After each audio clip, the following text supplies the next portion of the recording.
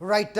చూస్తున్నాం చాలామంది స్పందిస్తున్నారు ప్రముఖులు. ప్రస్తుతం భారత్లో నెలకొన్న ఈ యుద్ధ పరిస్థితులపై స్పందిస్తున్న సిచ్యువేషన్. పాకిస్తాన్ యుద్ధం కోరుకుందని, భారత్ సరైన గుణపాఠం చెబుతుందని టీమిండియా మాజీ క్రికెటర్ వీరేంద్ర సెహ్వాగ్ సోషల్ మీడియాలో పోస్ట్ చేశారు. పహల్గామ్ దాడులకు సమాధానంగా భారత్ ఆర్మీ పాక్ ఉగ్రవాద స్థావరాలను ధ్వంసం చేసినప్పుడు మౌనంగా ఉండాలి, కానీ ఆ ఛాన్స్ వదులుకొని యుద్ధం కోరుకుందన్నారు. ఉగ్రవాదులను, వారి ఆస్తులను రక్షించడం, వారి తరపున మాట్లాడుతుండటం చేసిందని, అందుకు మన భద్రతా దళాలు సరైన సమాధానం ఇస్తోందన్నారు సెహ్వాగ్.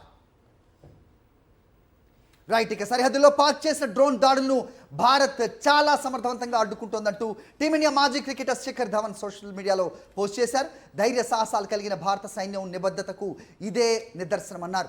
భారత్ బలంగా నిలబడుతుందన్నారు. ప్రజలంతా భారత ఆర్మీకి ఎప్పుడు తోడుగా ఉంటారంటూ శిఖర్ ధవన్ సోషల్ మీడియాలో పోస్ట్ చేశారు. అలాగే అత్యంత ధైర్యవంతమైన భారత ఆర్మీ పట్ల గర్వపడుతున్నామంటూ నీరజ్ చోప్రా సోషల్ మీడియాలో పోస్ట్ చేశారు.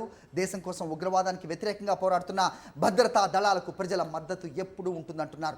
ఇలాంటి సమయంలో ప్రతి ఒక్కరు కూడా ప్రభుత్వం జారీ చేసే మార్గదర్శకాలను పాటించి సురక్షితంగా ఉండాలన్నారు.